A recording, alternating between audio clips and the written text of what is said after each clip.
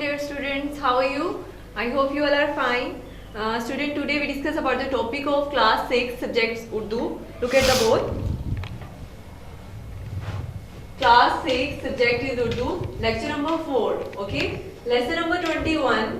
Title is ज़राअत और सनत। आज का हमारा जो उन्वान है वो है ज़राअत और सनत पर। आज हम पढ़ेंगे ज़राअत क्या है और सनत क्या है, इन दोनों का मुल्क पाकिस्तान की तरक्की में वो क्या किरदार है। ठीक है, उसके बाद हम देखें कौन से पॉइंट्स हम इस लेसन में डिस्कस करेंगे, अहम नकात कौन से होंगे। फर्स्ट पर देखें आप, तरक्की और खुशहाली। कदीम तरीके कौन से थे, जदीद तरीके कौन से हैं। साइंस का इनकलाब, साइंस ने इन दोनों शोबों में कौन सी तब्दीली जो है वो पैदा की है। मुख्तलिफ हालात, यानी मुख्तलिफ हालात का कौन से नए हालात आ गए और उनका हम यूज कैसे करते हैं। ठीक है, इन तमाम पॉइंट्स को हम इस लेसन में डिस्कस करेंगे। Open your book, page number 108। जी तो बेटा हम इस पूरे लेसन में ज़राअत और सनत के हवाले से पढ़ेंगे कि ज़राअत क्या। सबसे पहले हम देखते हैं कि ज़राअत क्या है। ठीक है, ज़राअत मतलब खेती बाड़ी। ज़राअत की पाकिस्तान में क्या अहमियत है। ज़राअत अगर हम देखें तो पाकिस्तान जो है वो एक ज़राई मुल्क है। वहाँ के जो 70% लोग होते हैं वो देहात में रहते हैं। अगर वो देहात में रहते हैं 70% लोग जो हैं वो क्या कहते हैं, इसी पेशे से जो है वो मुंसलिक होंगे, खेती बाड़ी करते होंगे और क्या कहते हैं इस मुल्क की ज़राई पैदावार को बढ़ाने के लिए किसी ना किसी तरह से काम कर रहे होंगे, जिससे क्या होता है इस मुल्क की ज़राई पैदावार में इजाफा होता है। ज़राअत का क्या कहते हैं किसी ना किसी तरह से कनेक्शन रहा है मुख्तलिफ जो है शोबों में। अब देखिए इंसान जो है, अगर वो इंसान जो है वो जिंदा रहने के लिए खाने पर मजबूर है, उसे खुराक की ज़रूरत है। और खुराक उसे कौन देता है, खुराक उसे ज़राअत ही वो शोबा होता है जो उसे खुराक फराहम कर रहा होता है। खुराक फराहम करने की कोशिश में दिन रात जो है वो मेहनत कर रहा होता है। तो इस लिहाज से हम देखें। और उसके अलावा ज़राअत पाकिस्तान की तरक्की में किस तरह से अपना किरदार अदा कर रहा है। तो एक तो ये हो गया। उसके अलावा सनत यानी मुख्तलिफ जो पाकिस्तान की ऐसी जगह जहाँ पर खाने पीने की और खरीदो फरोख्त की मुख्तलिफ चीज़ें जो है वो बनाई जाती हैं। ठीक है, जिसे खरीदो फरोख्त किया जाता है, उससे क्या होता है, उससे पाकिस्तान की तरक्की में वो क्या किरदार अदा कर रही है, उस हवाले से हम पढ़ेंगे कि ज़राअत और सनत। इन शॉर्ट हम कह सकते हैं कि ज़राअत और सनत दोनों ही पाकिस्तान की तरक्की के लिए बहुत बहुत ज़रूरी होती हैं और दोनों ही इस मुल्क की तरक्की में अपना अहम किरदार अदा कर रही होती हैं। रीडिंग की तरफ हम आते हैं। इसके पेज नंबर 108। किसी भी मुल्क की तरक्की और खुशहाली का इन्हिसार इसकी ज़राअत और सनत पर होता है। ज़राअत और सनत इंसानी ज़िंदगी के दो ऐसे शोबे हैं जिनकी बदौलत ज़िंदगी का निज़ाम कायम है। पाकिस्तान भी इसी मतलब यही ऐसे शोबे होते हैं जिनकी वजह से इंसान जो है वो अपनी ज़िंदगी बसर कर रहा होता है। अगर उसने अपनी ज़िंदगी गुजारनी है तो उन्हें इन दोनों शोबों की ज़रूरत होती है। जिंदा रहने के लिए इंसान को खुराक की ज़रूरत है और उसके अलावा सनत में जो चीज़ें तैयार होती हैं उनकी भी इंसान को अपनी ज़िंदगी में ज़रूरत पड़ती है। तो इस लिहाज से हम देखें तो इंसान को इन दोनों चीज़ों की ज़रूरत होती है। पाकिस्तान भी दुनिया के इन ममालिक में से एक है, मतलब जिन्हें इन दोनों शोबों ये दोनों शोबे जो है पाकिस्तान की तरक्की में अहम किरदार अदा कर रहे हैं। पाकिस्तान भी जो है वो उनमें से एक है जो ज़राई और सनती एतबार से तरक्की की राह पर गामजन है।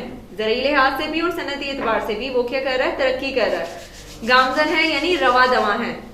बुनियादी तौर पर हमारा मुल्क एक ज़राई मुल्क है, जैसे मैंने आपको बताया, जो मुख्तलिफ फसलों फलों और सब्जियों के हवाले से दुनिया के अहम ज़राई मुल्कों में शुमार किया जाता है। यानी ज़राई लिहाज से देखिए कि किसी मुल्क में सब्जियों फलों की जो पैदावारी सलाहियत होती है वो उस मुल्क की तरक्की में किस तरह अपना अहम किरदार अदा कर रही होती है, ये तमाम जो चीज़ें हैं वो देखी जाती हैं।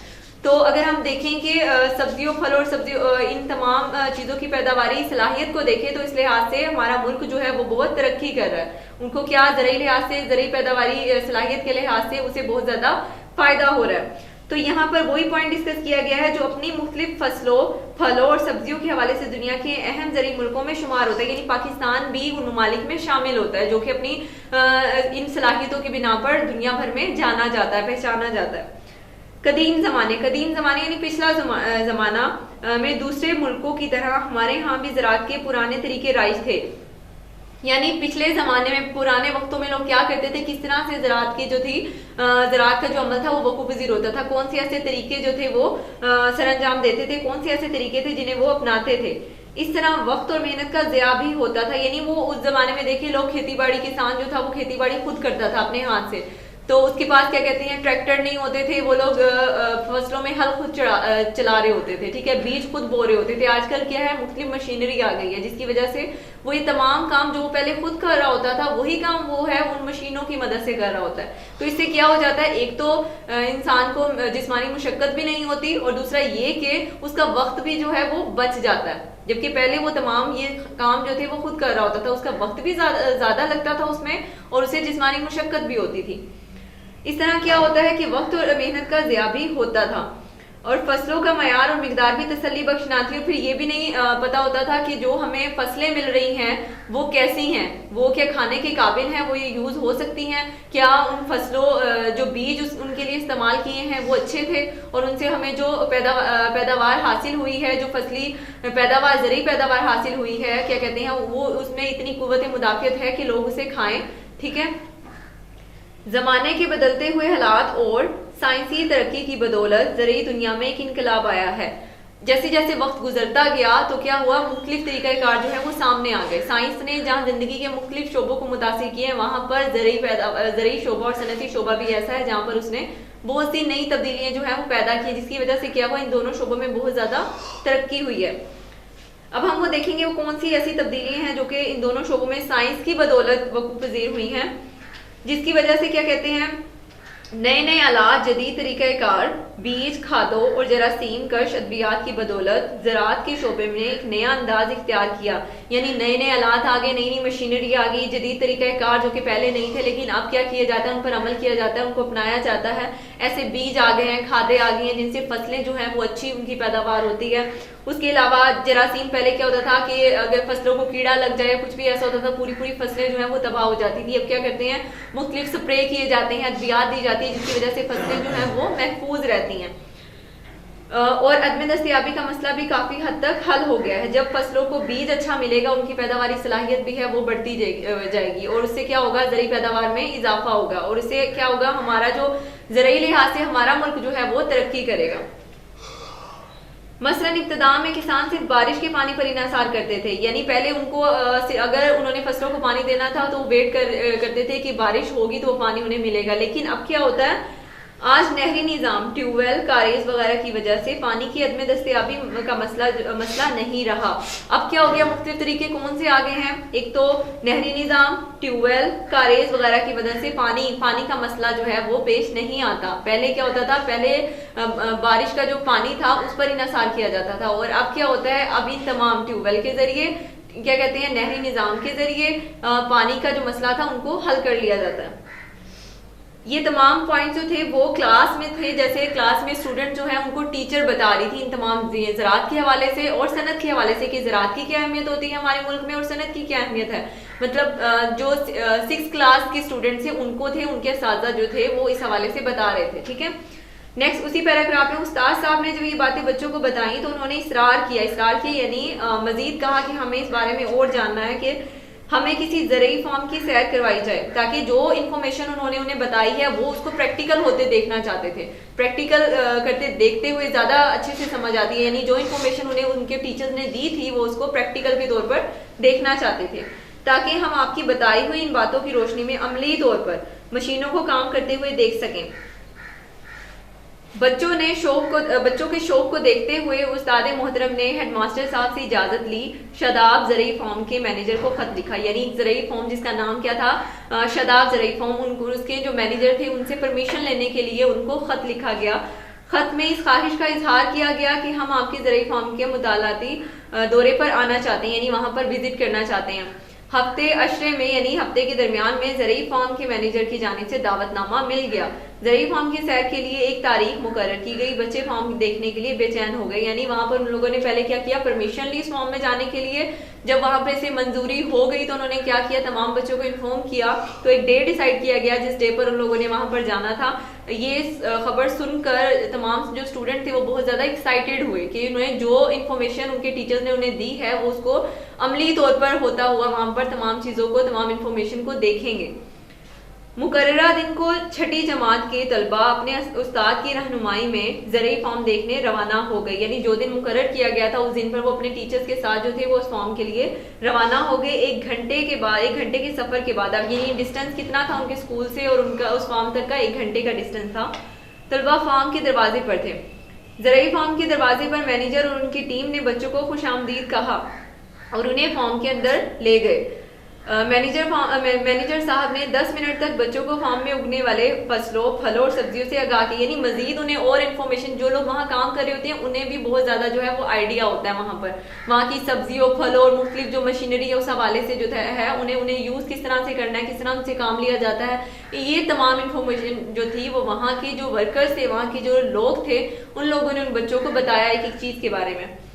मैनेजर साहब ने 10 मिनट तक बच्चों को फार्म में उगने वाले फसलों और फलों और सब्जियों से आगाह किया। इन्होंने बच्चों को ज़रूरी आलात के मॉडल भी दिखाए, यानी वो ज़रूरी मशीनरी भी दिखाए जिनकी मदद से वो काम लेते हैं, वो मॉडल दिखाए उनको, जो मुख्तलिफ फसलों की बवाई से लेकर उनकी काश्त और कटाई तक के मराहल में मुआवन साबित होते हैं, यानी किस तरह से वहाँ पर बीज बोया जाता है और किस तरह से वो हार्वेस्टर की मदद से वहाँ कटाई करते हैं, फसलों की नशूनमा होती है कि तमाम मराहल, यानी फसल को उगाने के लिए वो जिन मराहल से गुजरते हैं और मुख्तलिफ मशीनों से वो किस तरह से काम लेते हैं, इन तमाम पॉइंट्स को उन्होंने क्या किया, वो तमाम चीज़ें जो हैं वो मरहलावार उन लोगों को, उन स्टूडेंट्स को दिखाई।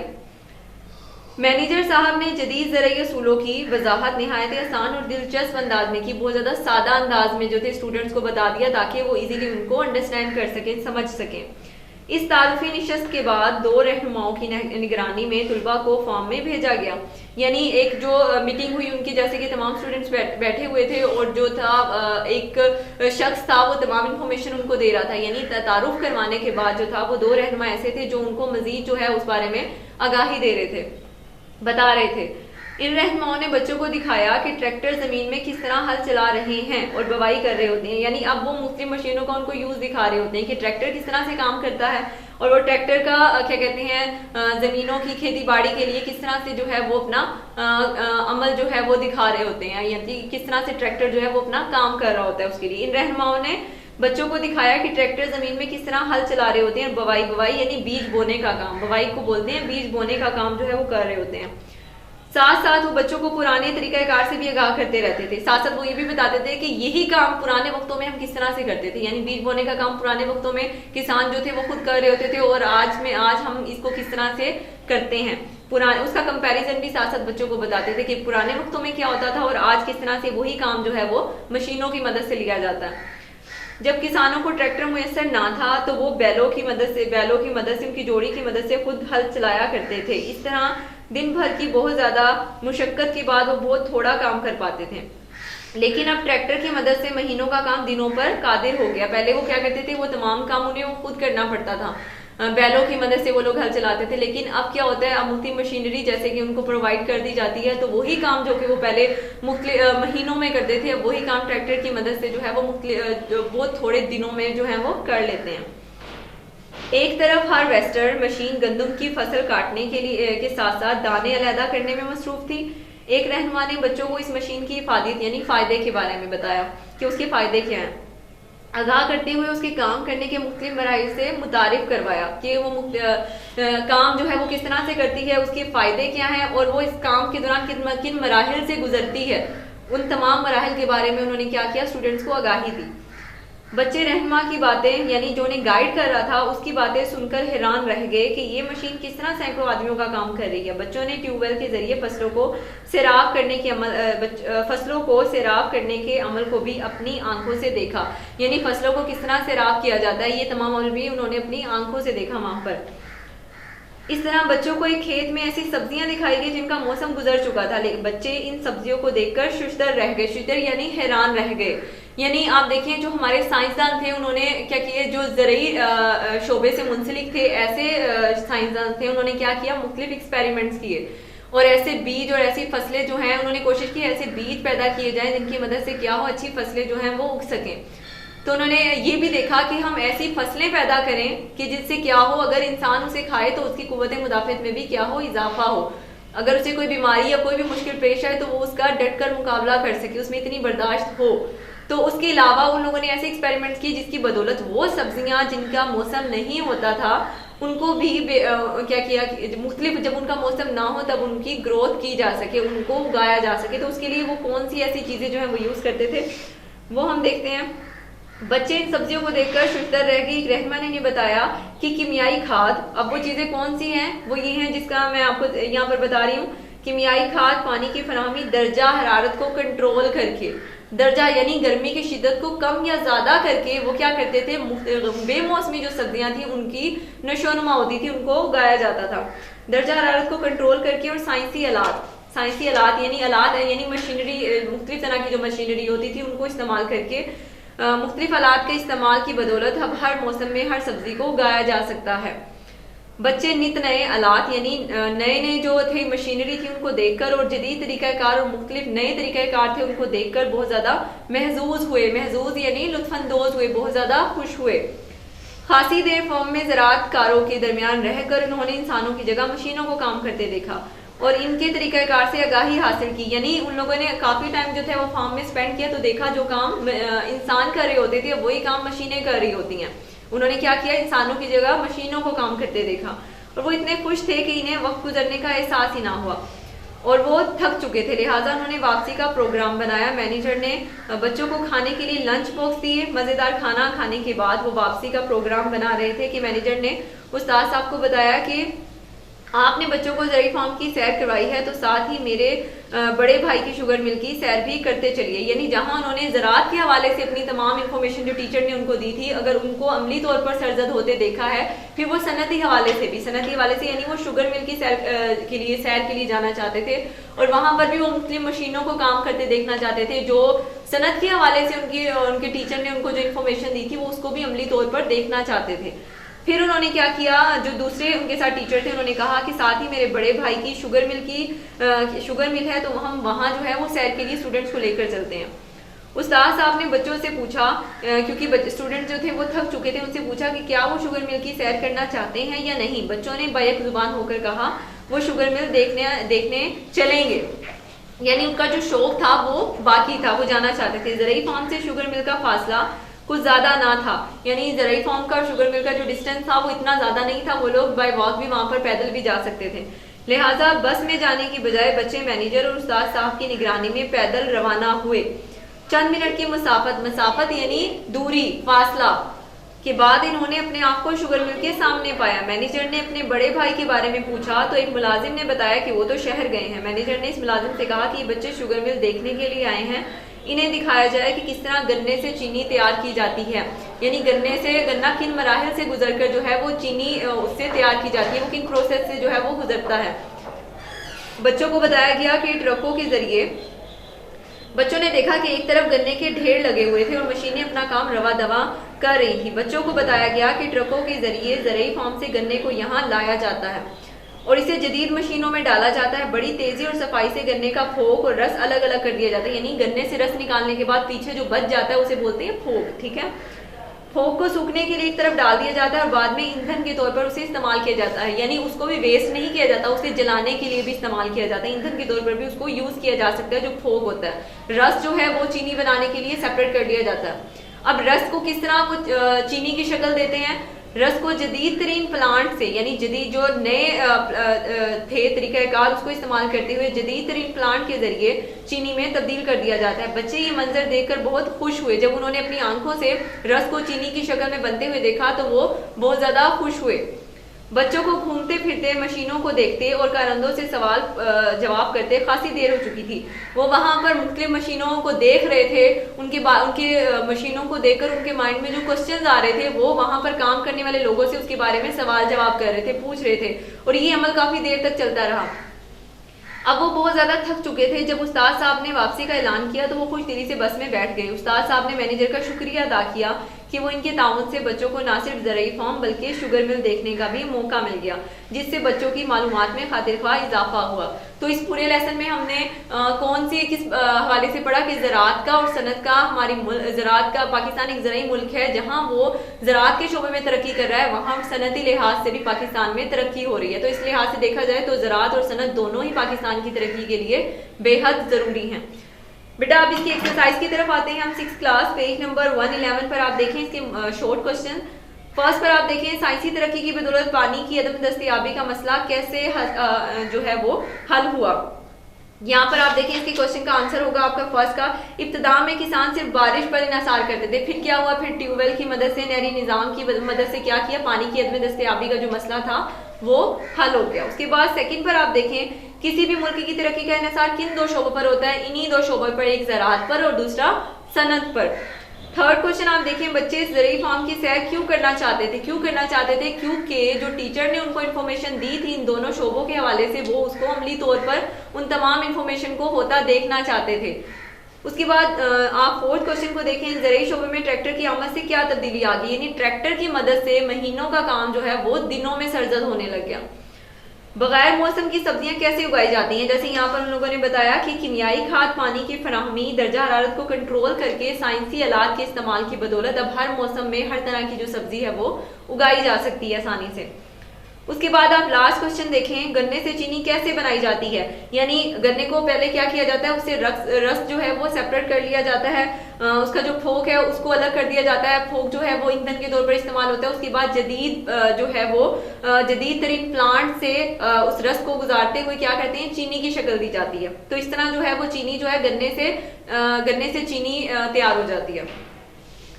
उसके बाद क्वेश्चन नंबर 2 देखें आप, दर्जल अल्फाज के मानी लिखें। गामजन, गामजन का क्या मतलब होता है? 6th class. गामजन यानी रवा दमा, जैसे मैंने आपको रीडिंग के दौरान भी इसका मीनिंग बताया। जिया, जिया मतलब जाया होना। सिराब, सिराब पानी देना यानी सरसब्ज, ठीक है। महजूज, लुत्फानंदोज होना। इनसार का मतलब होता है भरोसा, यकीन, ठीक है। उसके बाद क्वेश्चन नंबर 3 पर आप देखें, दर्जल अल्फाज के मुतजाद लिखें। आपने यहाँ पर इसके मुतजाद लिखने हैं। फर्स्ट पर आप देखें तरक्की, तरक्की का मुतजाद क्या होगा? तनज्जुली। खुशहाली, खुशहाली का होगा बदहाली। इब्तदा, इंतहा। इफादियत, इफादियत का होगा नुकसान। अदम दस्तयाबी, दस्तयाबी। उसके बाद अब आप नेक्स्ट क्वेश्चन देखिए इसका। क्वेश्चन नंबर 5, दर्जल को जुमलों में इस तरह इस्तेमाल करें कि इनकी तस्कीर व तानीस वाजिया हो जाए, यानी उनका मफहूम जो है वो भी सामने आ जाए। फर्स्ट है ज़राअत, ज़राअत मतलब खेती बाड़ी, सनत, मसाफत, इनासार, पैदावार। आपने इनको नीट राइटिंग में इनके सेंटेंस बनाने और अपनी कॉपी पर राइट कर देना। उसके बाद आप क्वेश्चन नंबर 6 देखें, सबक सनत और ज़राअत को पेश नजर रखते हुए दुरुस्त जवाब की निशानदही करें, ठीक है। आपने राइट जो ऑप्शन होगा उसको टिक करना है। फर्स्ट पर आप देखें, कदीम जमाने में ज़राअत के पुराने तरीके मुस्तहम्मुल थे, राइज थे, जारी थे या कायम थे? राइज थे। सेकंड पर आप देखें, साइंसी तरक्की की बदौलत किस में इनकलाब आया? ज़रई मैदान में, ज़रई दुनिया में, ज़रई शोबे में या ज़रई फार्म में? ज़रई दुनिया में। फार्म की सैर करने के लिए एक मुकर्रर की गई कमेटी, टीम, गाड़ी, तारीख, तारीख। बच्चे किन को देखकर शिजदर रह गए? बगैर मौसम की सब्जियों को, बगैर मौसम के फलों को, जदीद ज़रई मशीनों को, सरसब्ज खेतों को, बगैर मौसम की सब्जियों को। सेकंड लास्ट पर आप देखिए, हार्वेस्टर मशीन कितने आदमियों का काम करती है? 2 आदमियों का, दर्जनों आदमियों का, 20 आदमी का, सैकड़ों आदमियों का, सैकड़ों आदमियों का। बच्चे नित नए आलात और जदीद तरीक़ाकार को देखकर खुश हुए, महजूज हुए, हैरान हुए, मसरूर हुए। महजूज हुए यानी लुत्फानंदोज हुए। लास्ट आप देखें, इब्तिदा में किसान सिर्फ बारिश के पानी पर करते थे भरोसा, इनासार, उम्मीद, एतबार, इनासार। उसके बाद नेक्स्ट क्वेश्चन आप देखें, क्वेश्चन नंबर 7, दुरुस्त और गलत बयानात की निशानदेही करें, यानी जो सही है आपने ये बताना है कि ये जो हमने ऑप्शन दिए गए हैं दुरुस्त और गलत, आपने क्या करना है, जो सही होगा उसके सामने सही पर आपने टिक करना है, जो रोंग होगा वहां रोंग पर आपने क्रॉस कर देना है कि वो रोंग है। मुल्कों की तरक्की और खुशहाली का इन्हिसार ज़राअत और सनत से वाबस्ता है, ये राइट होगा। बुनियादी तौर पर पाकिस्तान एक सनती मुल्क है, बुनियादी तौर पर नहीं, ये क्या होगा, ये आपका रोंग होगा। हमारे यहाँ ज़राअत के पुराने तरीके राइज हैं, ये क्या होगा, गलत है, क्योंकि नए तरीक़ाकार भी आ गए हैं। साइंस की बदौलत गन्ने से चीनी, गुड़, मैदा और सूजी बनाई जाती है, ये क्रॉस होगा। साइंसी तरक्की की बदौलत पानी की अदम दस्तयाबी का मसला काफी हद तक हल हो गया है, ये आपका राइट होगा, इसको टिक करना है आपने। उसके बाद आपका नेक्स्ट क्वेश्चन है क्वेश्चन नंबर 8, गन्ने से चीनी कैसे बनाई जाती है, तफसील से बताएं। आपको बताया गया ना कि गन्ना किन मराहिल से गुजरकर चीनी उससे बनाई जाती है, आपने वो उनको तमाम मराहिल को अपनी नोटबुक पर जो है वो नीट राइटिंग में राइट करना है, इसका आंसर राइट करना है। उसके बाद आपने लिखना है कि सबक का खुलासा अपने अल्फाज में लिखें। जो पॉइंट्स आपको यहाँ पर डिस्कस किए गए हैं ना आपको, कि ज़राअत की इंपॉर्टेंस क्या होती है, उसके अलावा सनत का पाकिस्तान की तरक्की में क्या किरदार होता है, और इसके अलावा जदीद तरीक़ाकार कौन से थे जो किसान जो थे वो इस्तेमाल करते थे, और कदीम तरीक़ाकार साइंस की बदौलत कौन से आए हैं, साइंस ने कौन सी जो तब्दीली हैं इन शोबों में, इन दोनों शोबों में, ज़राअत के शोबों में और सनत के शोबों में, दोनों शोबों में कौन सी जो है तब्दीली जो है वो पैदा की है, और इन तब्दीलियों से कौन सी है तरक्की जो है, कौन सी ऐसी पॉजिटिव चीज़ है जो देखने में आई है, और पाकिस्तान ने किस तरह से इन दोनों ममालिक में तरक्की की है। इन तमाम पॉइंट्स को आपने क्या करना है, खुलासे की शक्ल में राइट कर देना। उसके बाद नेक्स्ट क्वेश्चन आप देखिए, क्वेश्चन नंबर 10, कॉलम अलिफ को दिए गए अल्फाज को कॉलम अलिफ में दिए गए अल्फाज को कॉलम बे के साथ मैच करना है आपने। ज़रात को किसके साथ आप मैच करेंगे? सनद, जरासीम कश, अदवियात, ज़रई फॉर्म मॉडल, उस्ताद रहनुमाई, फूक में ईंधन, यानी फूक जो बच जाता था उसको किस लिए इस्तेमाल करते थे? ईंधन के तौर पर इस्तेमाल करते थे। जी बेटा आपके पॉइंट्स देखें, यहाँ पर हमने कौन से पॉइंट डिस्कस किए हैं। यहाँ पर फर्स्ट पर हमने ये डिस्कस किया कि पाकिस्तान में सनत और ज़राअत की तरक्की और खुशहाली का सबब क्या है। कदीम तरीके कौन से थे, जदीद तरीके कौन से थे, साइंस ने कैसे इनकलाब बर्पा किया और मुख्तलिफ हालात को हम किस तरह से ज़राअत और सनत के लिए इस्तेमाल करते हैं। उसके बाद अब आप आ जाएं अपने खास अल्फाज की जाने। खास अल्फाज कौन से इस लेसन के? फर्स्ट पर है ज़ियामिन, ज़ाया करना, ठीक है। इफादियत का मतलब है फायदा। महजूज यानी लुत्फानंदोज होना। दस्तयाबी हासिल, दस्तयाबी का मतलब होता है हासिल। सिराब का क्या मतलब होता है? पानी देना। हार्वेस्टर जिसकी मदद से फसल की कटाई की जाती है। शिद्दर का मतलब होता है हैरान रह जाना, ठीक है। आपने वर्ड मीनिंग अच्छे से करनी है ताकि आप इजीली जो है वो आपको इस लेसन की अंडरस्टैंडिंग हो सके, आप उसे समझ सकें। 6th क्लास अपनी डायरी देखें आज की आप बेटा। घर का काम आपका सबक ज़राअत और सनत की अमली सफ़ात में डिफरेंट आपकी आ गई हैं, फिलिंग द ब्लैंक्स हैं, MCQs हैं, और उसके अलावा क्या कहते हैं कॉलम आ गया आपका। और उसके अलावा मुकम्मल मश्क में आपका क्या आ गया? आपके मुतरादिफ अल्फाज आ गए, मुतजाद आ गए, अल्फाज मायनी आ गए, शॉर्ट क्वेश्चंस आ गए आपके। उसके अलावा आपका खुलासा, ठीक है। आपने उन तमाम क्वेश्चंस को अपनी नोटबुक पर नीट राइटिंग में जो है वो राइट कर लेना है और याद भी करना है, ठीक है। 6th क्लास बेटा आज का हमारा लेक्चर यहीं पर खत्म होता है। अपना बहुत ख्याल रखिएगा। अल्लाह हाफ़िज़।